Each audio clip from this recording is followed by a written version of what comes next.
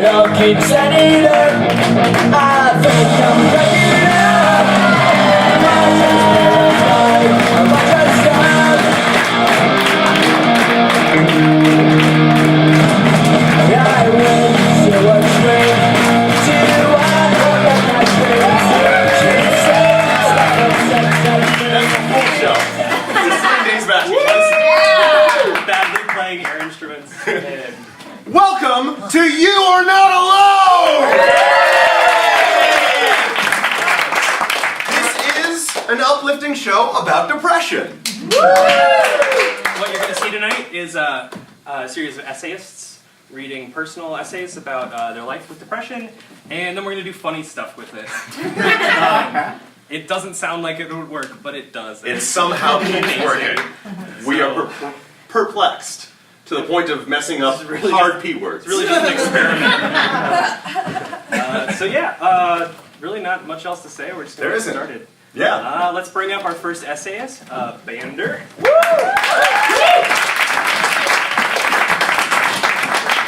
I was going to get this, I wasn't running away. I promised to do this show. Alright. Hi. I hope you're all very familiar with musical theater. For a certain part.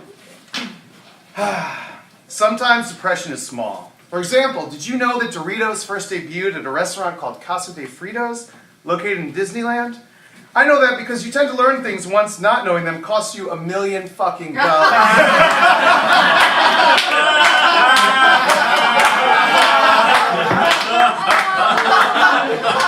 For those who don't know, that was the question I got out on Who Wants to Be a Millionaire.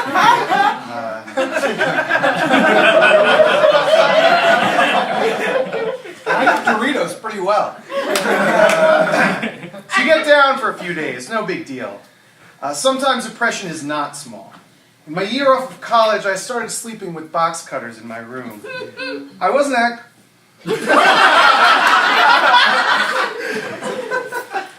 Wow, no, is that Solidity or no one? For sure. Alright, in my year off of college, I started sleeping with box cutters in my room. I wasn't that close, but I wanted to get less disgusted by the idea, just to keep the option open. Then a friend from high school beat me to it. And once I saw that play out in front of me, I never went back. Don't worry, that's as sad as this essay will get. Besides, you all know the ending. I'm here, fat and happy. Real depression is tricky, because your mind is where the problem is. You don't like your own mind. But your mind is also where the solution is. Your mind has to convince your mind to like itself. So which part of your mind don't you like? And which part is telling the other part to cheer up? And which one are you? Are you watching the battle? And who the fuck are you, anyway? And what is that cure? In the end, what do you say to someone who doesn't like their own mind? Your mind is like the woods. It's gloomy and dark, and there's plenty to be afraid of. Big monsters capable of tearing you in half, and tiny bugs that can crawl into your nostrils, lay eggs, and use your brain as both food and a bed. But it's also every kid's idea of adventure and magic. It's where you hang out and drink before you're allowed, or just climb trees or kiss for the first time. It's the fucking woods. It's primal and raw and delightful. All the good stuff's in there. But so is all the bad stuff. But that person you love is in there, lost, and looking for a way out. So you must go into the woods. Into the woods. Into the woods to find that person, to find the solution to the problem that's also there. Into the woods and down the dell. The path is straight, I know it well. Into the woods, and who can tell what's waiting on the journey? By and large, in this room, we are comedians. Participants in and observers of life at the same time. Sometimes we're a fly on the wall for the things that are happening to us. I heard John Mulaney describe on WTF something his therapist told him about his mind. Your mind has two halves. One half is a very nice, sweet, decent person. The other half is a gorilla that is trying to kill the first half. That's how I feel all the time. It's easy to lose the balance. In high school, I was Bander. The best example I can give of what that means is that I wore sweatpants every single day before my senior year of high school, and people loved me regardless. Really think about that. Every day of high school, every party, every school event, sweatpants.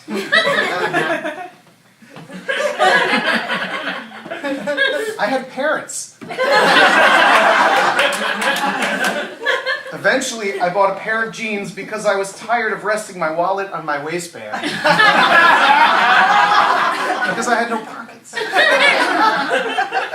I got a standing ovation my first day of senior year when people saw me wear jeans.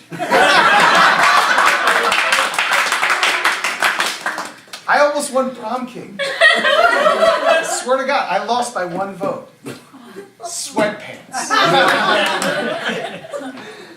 Then I went to college and I became John. John was a math science guy who knew he needed to get a good job and make his family proud. John studied computer science and was too scared to even admit that he wanted to be a comedian. Bander was gone for about 3 years. I picked up his scent after some friends of my brother told me to go see Ask Pat at UCB. And then on October 4th, 2003, when I stepped into level 1 of UCB, I found him. And I missed him so much. I've been in those woods many times for long stretches. I used to think you had to be depressed to be a good comedian. I learned that wasn't true. And I learned something else. The world is not all woods. Otherwise, they'd have the same name. And woods have clearings. Outside of woods, clearings are just called sky. But their beauty in contrast to their surroundings requires a different name altogether. That's where I am right now. I love my own mind at the moment. It's wondrous. I highly recommend it. And I'm trying to do as much as possible while I'm in it right now because I know I'll be back. I'll be back in the woods. That's just something I know about me. And it will suck. But I know something very important. The woods are just trees. The trees are just wood. And there are other people in the woods, and they're much kinder to you than they are to themselves. They probably won't be named Baker or Witch or Prince. Again, if you don't know Into the Woods. No sense. But, they probably won't be named Baker or Witch or Prince. Mine were named Kelly, Alex, Lewis, Megan, Corey, Angela, Maddie, Slate, Shafiq, Etkin, and Emily. And whether in splendid musical, 2014 movie of said musical, or real life, those other people are the way out. And God bless them all, the people that help you get out of the same woods they're in themselves. When you're depressed, you're looking for that thing you lost. It's in there. Go in there, into the woods to get the thing that makes it worth the journeying. Into the woods to see, to sell, to get, to bring, to make, to lift, to go to the festival. Just don't go alone. If you ever need anyone to come along, 973-476-9926. Just not now. My cell phone's broken. But by Friday or next week at the latest. Into the woods. Into the woods. And out of the woods.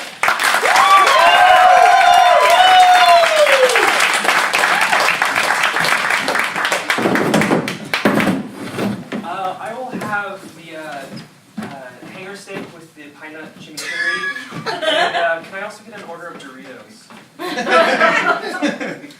This is a 5-class restaurant. It's our anniversary, so I'll see what they have like, next door. Don't have I guess. Doritos. yeah, I mean, if it is 5 stars, then one of those stars could be used to make change and buy Doritos. He's the poet. I don't know. I have a bag in my backpack. I'll go give it to you. Thank you. Thank you. We just got over a bag of Doritos, so you know, it's special. I just like Doritos.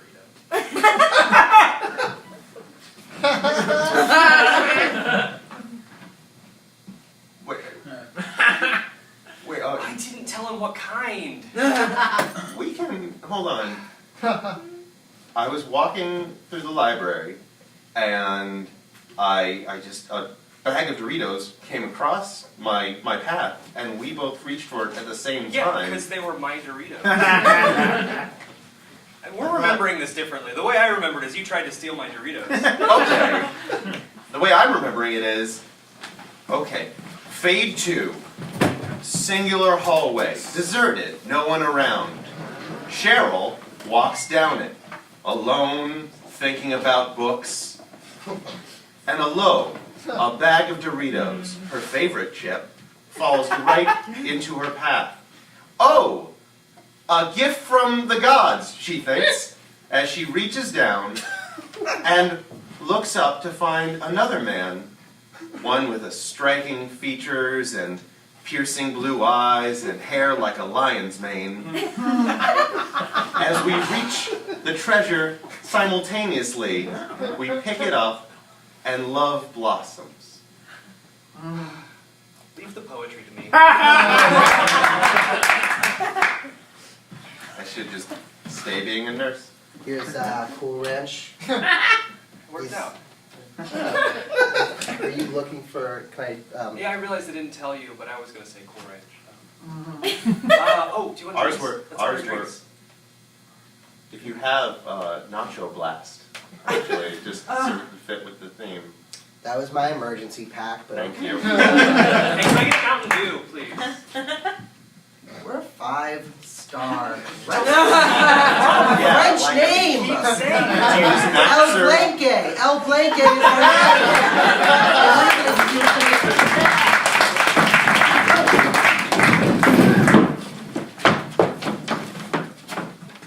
I'm going in!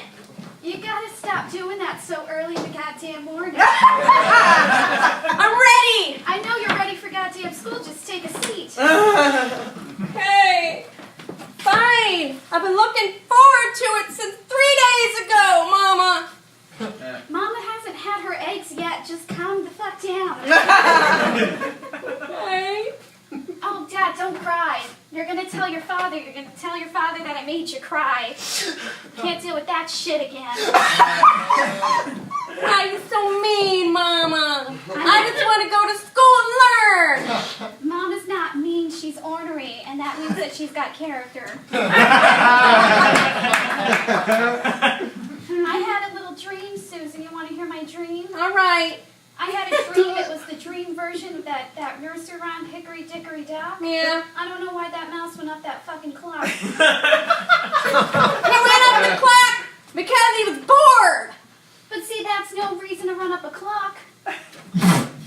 There's no rhyme or reason for it. Well, if you read it, Mom, you know that the clock struck 2. I'm talking about a deeper version, Susan. I'm talking about a deeper version. Even my dreams are boring, Susan.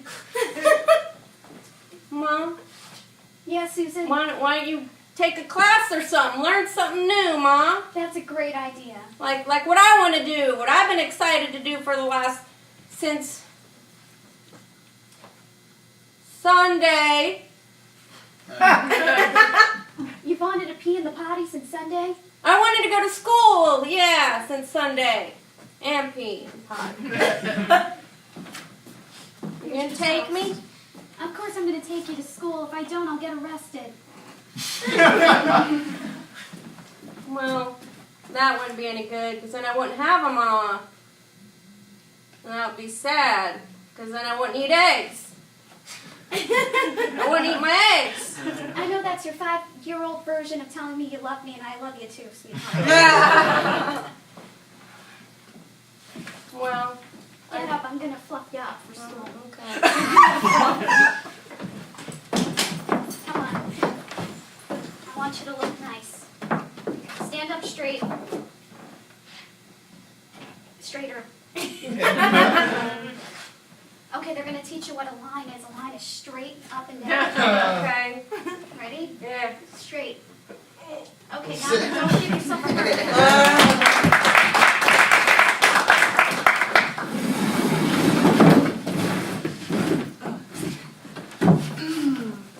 Hey, are those a new pair of Crocs?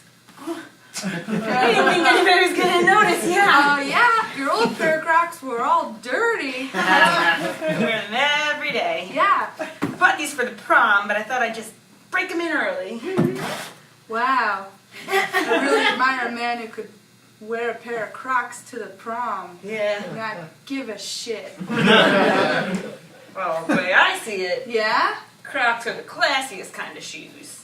Might even, you know, the little plug-ins? Might put a little plug-in bow tie on each one. Yeah.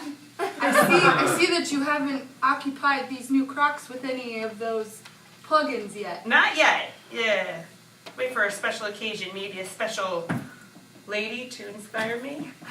Yeah? You going on a prom with anybody? Not yet. Well, I am, so I was just, Oh, just asking. okay. Yeah. Yeah. Good. Bang down my door because these Crocs. I might go, you know, like, by myself.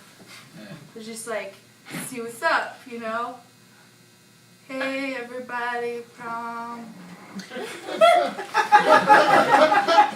Everybody likes to prom. Okay. Maybe if you get yourself some new kicks. Yeah? Yeah. Those. Well, these are from Prada. No one said anything about them yet. Oh, you're so brainwashed by the man, Prada. Yeah? So materialistic. No, you gotta break free. Find your own. Well, you do really stand out. You do really stand out with those bright yellow Crocs. And short shorts. And short shorts. No man. Not many men can rock it. No. Hey, you shave your legs, don't Every you? single day. Do you find? Hey man, I thought that part about the box cutters was hilarious, but I would cut everything else, you know? Cut. I get it. Yeah. You were jokes. Yeah. Well, you know, look, I know you didn't ask for pitches, but like I sort of bartend at a comedy club, so. Yeah. No, I I'm just saying your box cutter material is tight, and everything else is like pretty much garbage. I'm sorry. Who's one of us with the network deal? Is it the bartender? No, it isn't. It's not the bartender. So I appreciate your polite critique, you know, as I'm trying to get to like my car, but Yeah. yeah, I Listen, should. Yeah. This was me trying to show what an incisive joke writer I am. So I want to get on your network show, man. I want on that show. Boy, this is so not the way to go about this. I'm edgy. Hey, Hey. John Mulaney, I love your show. Thank you. Just wanted to tell you, love the box cutter stuff. Don't actually love the show, but keep trying. All right, so I got some column A, column B business. I'm just gonna work with it. Best of luck to you in your bartending, mixed drinking pursuits. Yeah. Alright, lady, season 2, we're really looking forward to it. There was, producers love it, I love it, I'm your biggest fan. Thank you. The attempted suicide scene, it's very light. It's very light in jokes. I feel like it breaks character in a weird way. Hey, Mulaney, what you doing? Nothing, you know, just sitting down, getting ready to write some jokes for the show. Why you got a box cutters next to you? Life just gets you down sometimes. You John Mulaney? Yes, Oh my hey. God! I tried to kill myself so many times over your show. Whoa, that is absolutely not the intention. Welcome back to Who Wants to Be a Millionaire?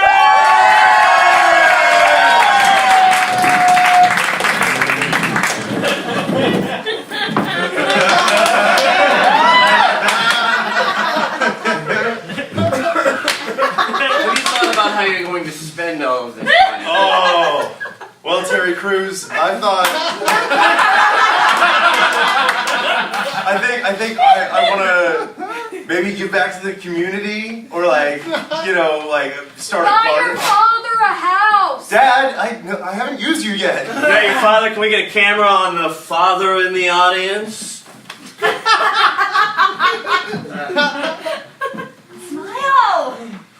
All right, camera back to us, please. Well, this question is one that I think you would be able to answer. It is a question that doesn't often come up. Awesome. Are you ready? Yeah, I'm fucking on the show. Is that $1 million yours? This question is for $1 million. We're there already? Awesome. You have a lifeline left. The question is, where was the first bottle of Cheese Whiz consumed? Shake his hand now, son. Dad, I haven't even heard the options yet, so. A. Bethlehem, Pennsylvania. B. Montclair, New Jersey. C. Bad Axe, Michigan. D.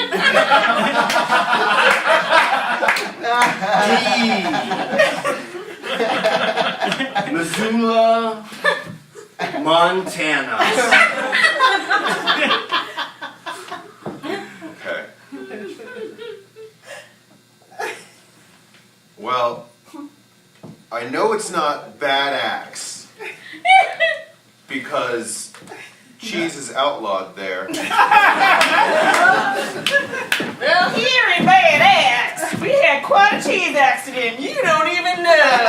But we really want to get some cheese. We like punishable by death in this part. We came all the way for cheese. That's right, I'll shoot both of you. Oh, There's a big problem. You see, the cheese factory and the spray bottle factory, the wall between them just exploded. Very. Yeah, so I'm pretty sure it's not that one. Well, I do have that one lifeline left. So I think I'm gonna have to use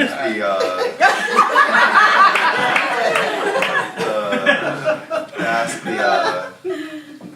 my dad. Your father, Yeah. who is in the audience right now. You have my number, call me. There's a camera and a microphone, so. Oh. Hello? Hey Dad, it's me. Who's me? You have to address yourself, son, or no one's going to respect you. It's me, James Buchanan. Mr. Buchanan is Terry Crews. We're calling you from Who Wants to Be a Millionaire. I love your work. Can't say the same for yours, Mr. Buchanan. You don't love my son? He's okay. This isn't, I'm not being timed right now. Mr. Buchanan, Mm-hmm. are you still on CNN? Yes. Just checking. Oh, okay. All right. So, where was the first can of Cheese Whiz consumed? What are the choices? Hey! Thanks, Terry. Ladies and gentlemen, Nicole Richards.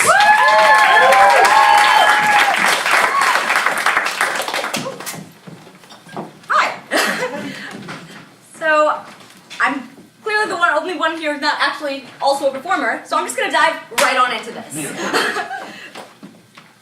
I was never a kid with consistent extracurricular activities. Between the ages of 5 and 10, I tried dancing, gymnastics, tennis, and, if you can believe it, with my height, basketball. I was the only one on the team to never score a point. I never stuck with any of those activities for much more than a year, as I was not good at them. One of the more consistent things about me growing up was that I cried a lot in school. Sometimes it was because of something another kid did, but mostly it was because I got overwhelmed very easily. This crying because I was overwhelmed was diagnosed as an anxiety disorder around the time I was 9, and depression around the time I was 12. This depression and anxiety have now been my roommates for about 10 years. In college, I got some more roommates. My dorm room was occupied by myself, my 2 roommates, Jane, who was pledging a sorority and thus engaging in typical pledging activities like telling us she wasn't allowed to acknowledge our existence in public. Mariah, who didn't do much of anything besides count the days until her boyfriend's monthly visit from army training. Jane's hamster, Titties, and, really though, and my depression and anxiety, all sharing a small dorm room space. One of the biggest adjustments for me when I started college was the way that mental illness was talked about, or not talked about, really. In high school, I had found a group of friends where mental illness was discussed openly, honestly, and with compassion, largely because it's something that most of us struggled with.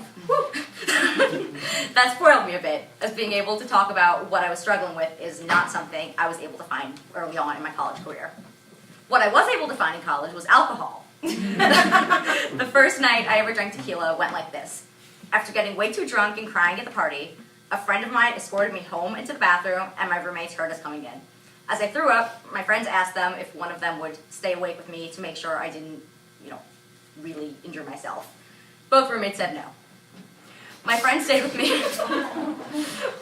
They stayed with me for another hour or so as I threw up, and I'm so told talked about how much I hated my life and did not want to be alive anymore. My roommates overheard this.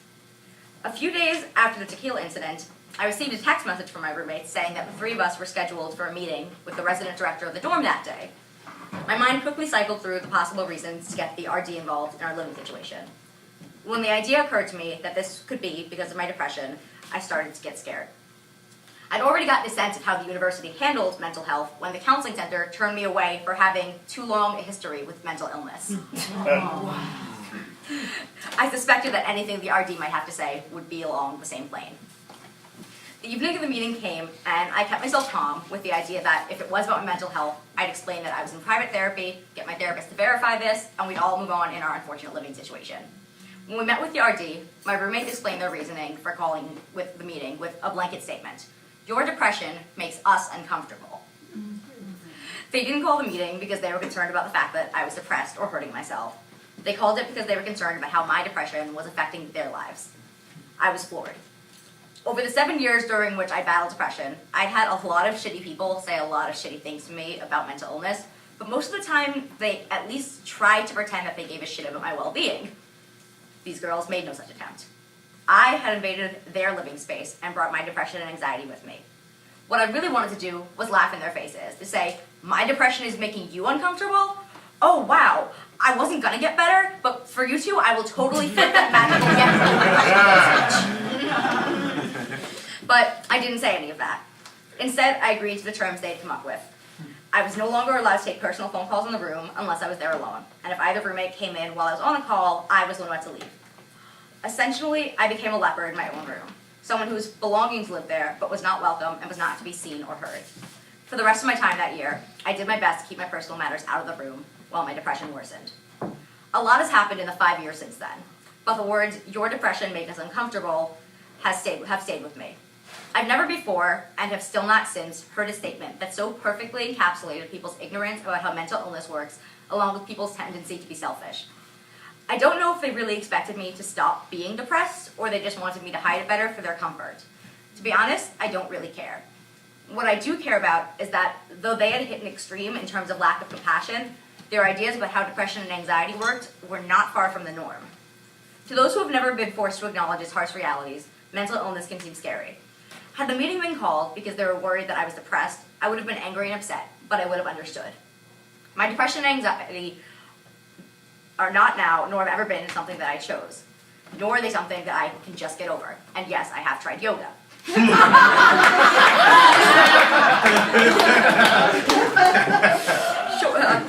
Sure, certain events have triggered their resurfacing, but there have also been days where I wake up in the morning while everything is going swimmingly, and I find I can barely lift my head. Maybe there is a depression on-off switch that my roommates were looking for. I just don't have easy access to it. On the days where that switch is flipped without warning, I budget out what energy it is I do have. When I was in school, if I'd had enough energy to either make it to class or clean my side of the room, I'd go to class. This is a skill I've had to master in my adult life, and I happen to think I'm doing a pretty good job of it. That's not something I should have to apologize for. Jane and Mariah are no longer my roommates, but my depression and anxiety still are. Though the majority of the room is mine, depression and anxiety still have their corners. I've continued to learn to live with them as best as I can, something that has been more than enough for the people that I now choose to surround myself with.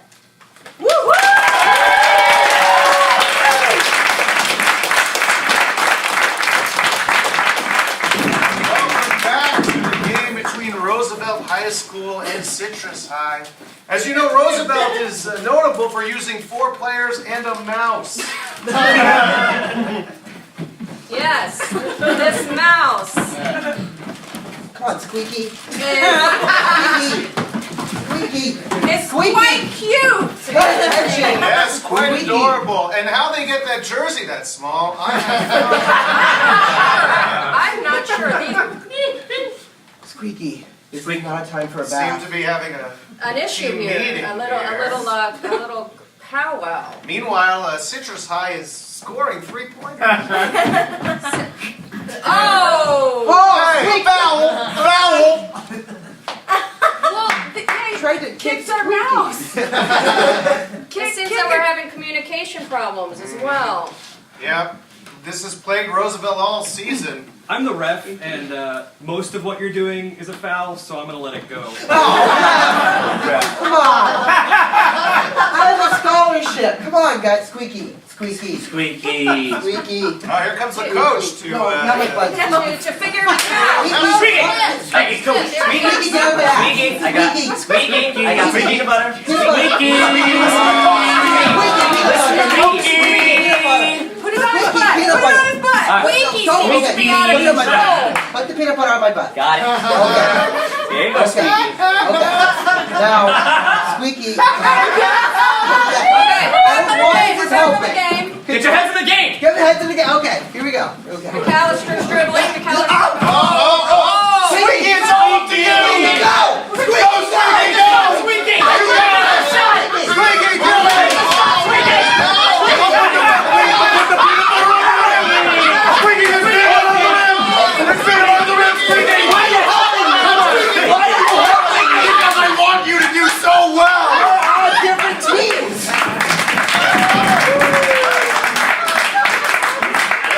File a complaint.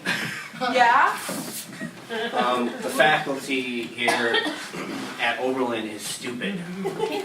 Well, we have these comprehensive forms that you can fill out, and we have a lot of boxes that you can check. So if you could just figure out which box this complaint fits into, Okay. we'll be good. Yeah. This form Yeah. with boxes. Yeah. This is tic-tac-toe. Okay. This right here is exactly the reason why I want to complain, because the people running the school are idiots. Okay. Okay, well, when they showed me that form, they said that was the real form. I have the housing form. I lost against myself. She just butt you a cut. I'm from a different part of this country. She cut you mine, and she filled out her boxes. All right, fine. I'll give me a pen. I'll fill out the form. Hey, Jan, procedural question. Yeah, yeah. Could you open this pickle jar? Can't quite figure it out. Well, sometimes I put my mouth on it. Would you mind? No, go ahead. I never tried that. Yeah. Out of the box. That's Yeah. cool. Yeah, watch. You're gonna ruin your teeth if you do that. That hurt a lot. I'm not gonna lie. Yeah. Progress hurts sometimes. True. You want pickle? True. Oh, totally. Do you want a pickle? I don't want a pickle. I just want to fill out this form. Hey, John, I heard you had a tough client come in. Is this the guy? Oh yeah, I tweeted about it while you weren't looking. Literally, I was only not looking for 1 second. I tweeted about that. I'm really a good tweeter. I got a lot of followers, and I tweet basically with my butt. Here's a pen. Have you tried yoga? I think it's fantastic if you'd like to adopt something for your daughter. This is our Cocker Spaniel. He's very friendly, very chipper. His name is Titties. Hey, titties. Titties. Hi, titties. Hi, titties. Oh, What? someone's some What? sleepy titties, isn't he? How old is he? Do we maybe consider changing the name so I don't use... Oh, no. None of these names can be changed. It's just because my daughter's 7. Well, I mean, learn about anatomy early. Daddy, did you bring me a puppy? Did I bring you a puppy? I Yeah. sure did. Say hello to... What? This is news. What? It's What's his name. What? What? His name is Titties. Titties the Cocker Spaniel. But Daddy. Well, we're gonna go ahead and the procedure doesn't take very long, but it's just about 20 minutes to cut his balls off. Is that okay, titties? Dad. It's It won't. It's very quick. it's fine. Please. It's all right. It won't Oh, take Titties. very long. Oh, Titties, I hate to hurt you. Oh, okay. Let's not. What? I'm sorry, he doesn't see a lot of other dogs. What is this? What is Titties, this is another dog. What? What's this guy's name? Titties, this is Cockmonger.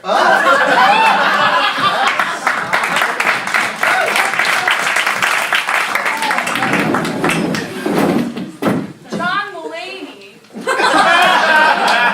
We'd really like it if, there's a depressed character on your show. Why don't we just kill him off? That's what me and the writers think, right, writers? Jeez, guys, I don't know. I worked really hard to develop that character. This season. We had a good arc going, right? The focus groups say they think the character is annoying. These guys are all agreeing with me. Murder. If the focus groups say it, I guess it's gotta have some valid point. Wow, you came easily. I just want all of them to kill themselves and then maybe go to space or something. Honey, Is that the answer? Honey, you're not supporting my work at all. No, honey, I snuck into the focus group because it's terrible. I'm sorry, sweetheart. I love you, but So you want them to go into space? yes. I On think my- everything's fun in space. Look at Josie and the Pussycats. That was a successful show. That was a successful cartoon in the 70s. Hey man, check out this clip from the John Mulaney show, man, on YouTube. Oh, dude, it's on Facebook, man. Hey, I'm just playing it right now, man. Oh my Just turn the volume on. Dude, right are we in now. space? I'm in space, man. Oh, so crazy. Space. Yeah. Am I right? Oh, you sure are, John. Yeah. Well, I don't know. I feel really lonely out here. Yeah, it's like 20 minutes of that. Just like No, don't take off your helmet. You'll decompress. Blood all over the place, man. Let me get another hit on that. He was my best friend. So really great work. Really great work.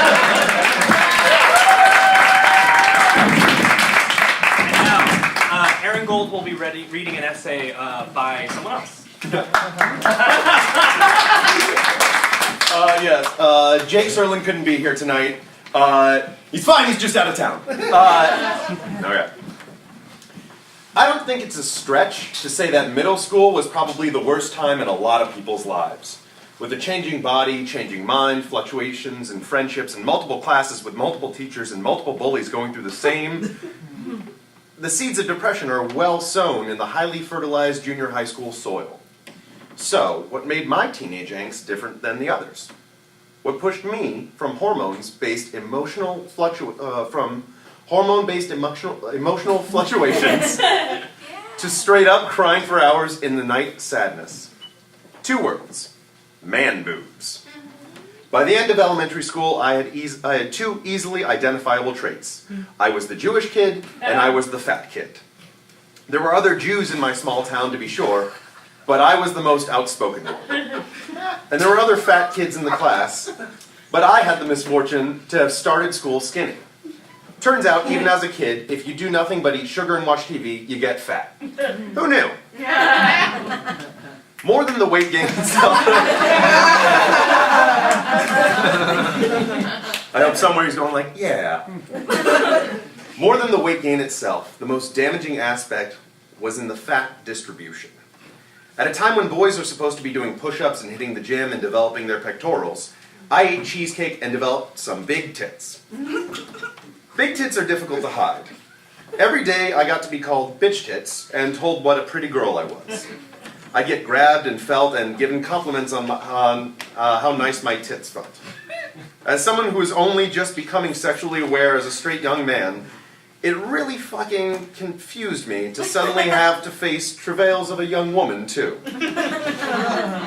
I took solace from my new identity in my old one. I was a Reformed Jew, which is about as non-Jewish as you can be while still taking credit for it.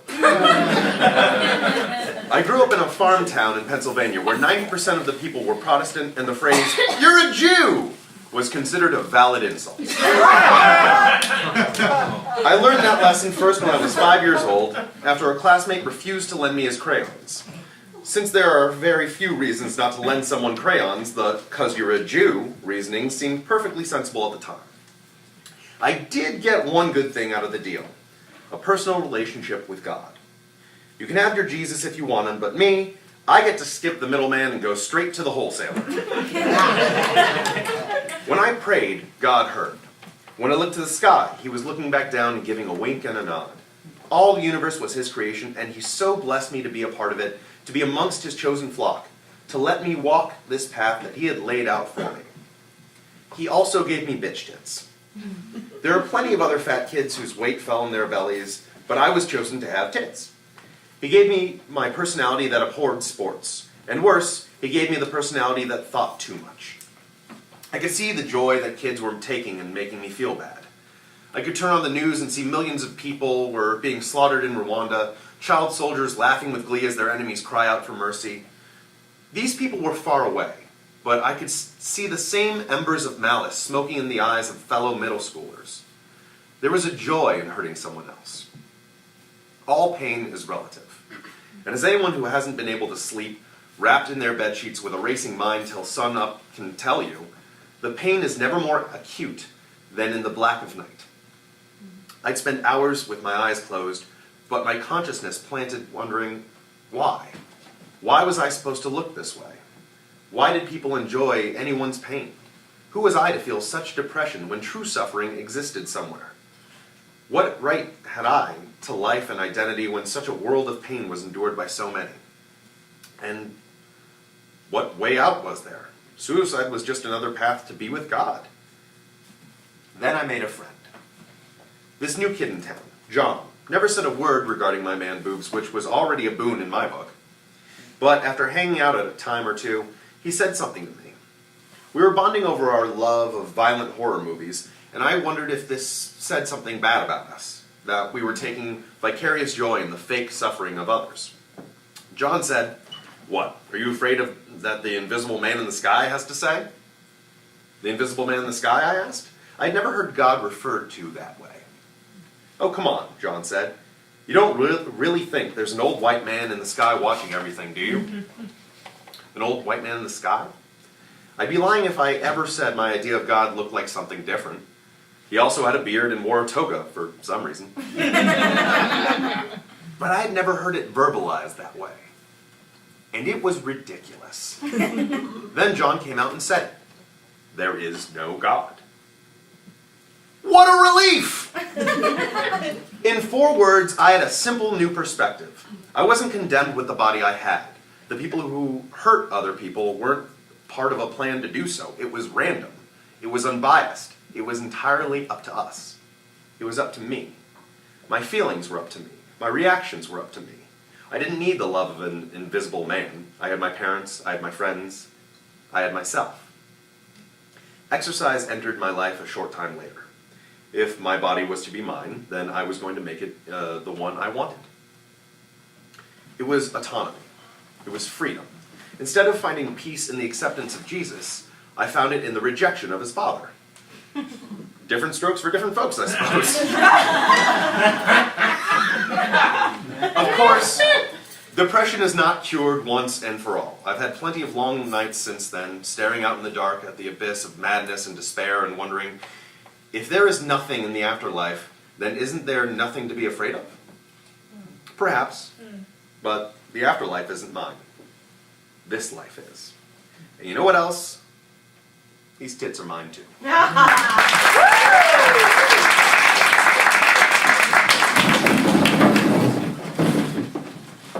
Get in the car, Susan.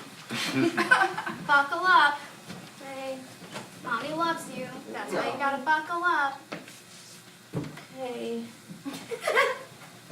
Smile for Mommy. Yay! No, Mommy's got her coffee in her. She's better. Better. Oh, you brought my eggs. Yep. Brought you your eggs. So, today's parent-teacher-student day. Are you going to come inside with me? Yes, I'm going to come inside and sit at your desk, and you're going to sit at your teacher's desk, and your teacher is at her home right now. Parent-teacher student day. I'm going in. I'm going in. I've been waiting to go in, Mama. I'm going in. Give Mama a second. She hasn't been a student for quite a while. Well, give me your backpack. that means I have to take off my seatbelt, and if we wreck... Mommy will pull over. Okay.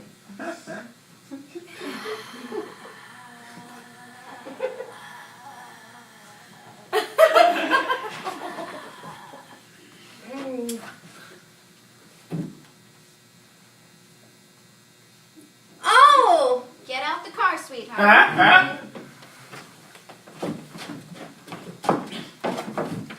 Gonna call you Mrs. Should I call you Mrs. Boogaboo?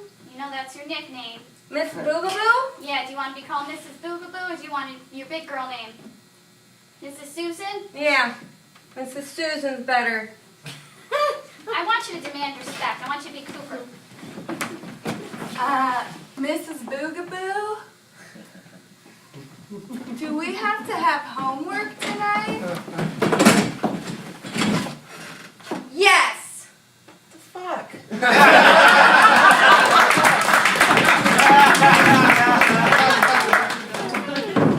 Here's my Jew card. I know it says reformed, but I still get a discount, right? It's real. This checks out, yes. Yes, you still get a 5% discount. Yeah. Awesome, cool. Can I get one for Transformers? One? You don't have any friends? Lonely? That's judgy. Well, this'll get you like a half a bagel. Do you still want Can I it? get the whole bagel? I need to see your Jew card. I'm before- bald and wearing a wig.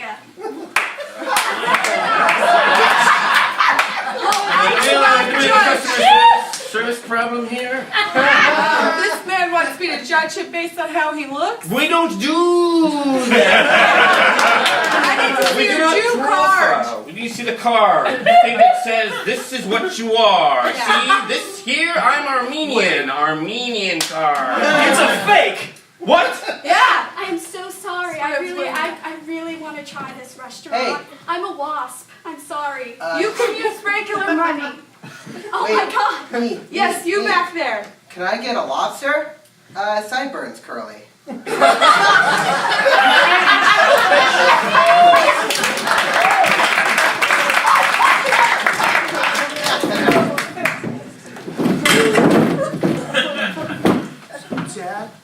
Yeah. Dad, is there really a Mulaney up there? There's a Mulaney everywhere. Mulaney is both inside of you and all around you. But how could that be? But if he's... Mulaney works in mysterious ways.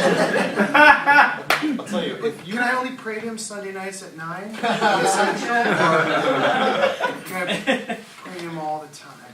Well, Mulaney's always listening, but that is our holy time. I'll tell you what, if you've got something that you need to say to Mulaney, he's always listening. Even now? Even now.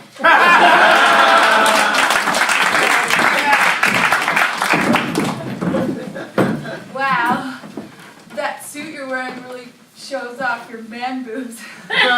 Thanks. Because I want to distract people because I didn't get to shave today. So. Oh yeah, that's a great short suit. Yeah.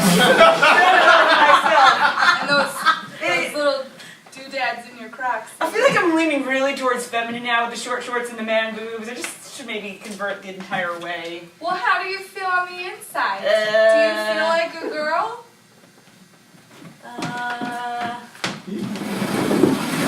So let's begin your transition into converting to being a female. Okay, but I'd like to be an Orthodox female. I have this bagel store I'd like to get a discount at. You're gonna have to lower those short shorts if you want to do Orthodox. Actually, you're just gonna have to wear a long skirt, shave your head. I'll pay full price. I can. Next steps? Next step.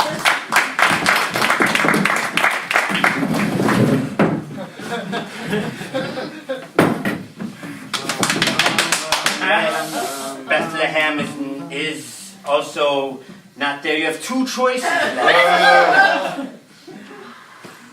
Montclair, New Jersey, one of them. Missoula, Montana. Terry. Really draw out these questions. Missoula, Montana.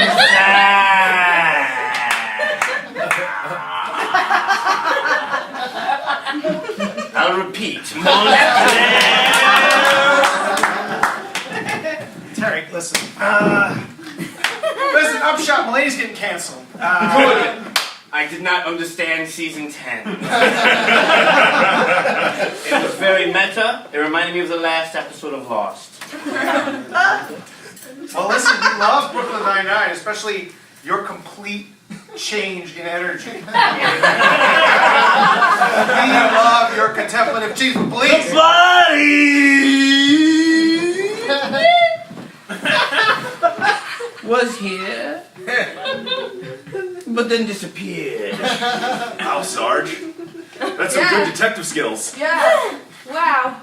Look at your change in energy. Can you show us? Terry, your last Old Spice commercial was, well, it's just different. I'm not sure if we're really reaching our... Do you want to be a man?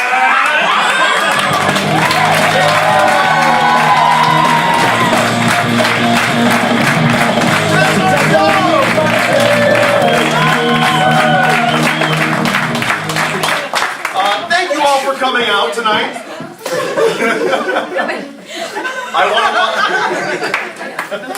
I want to watch every single episode of Mulaney and Brooklyn Nine-Nine now. No, you don't. We'd like to thank... Yeah! Get 'em. We'd like to thank our improvisers, John Bander, Nicole Richards, and Jake Sterling. Those are our essayists. And our improvisers, Cynthia Restrepo, Rebecca Acevedo, John Bander, Katie Wardhorse, Candace Hoffman, Sean Ferrugia, and Michael Serpy. And Gold and Goldberg. Also, James on Tech and Sierra on House. If it feels fun to you, you can, and it is, the improvising part. Yeah. Depression, not that great. Not as great. You can go to magnatheater.com to look up classes and shows and do that. It's super, super fun. If you'd like to be a part of this show as an essayist or an improviser, come up to either Grant or myself afterwards. And now, we'd like to end the show as we always do by inviting anyone in the audience who'd like to come up on stage for a nice group hug. Real quick. Yeah. Thank you, goodbye.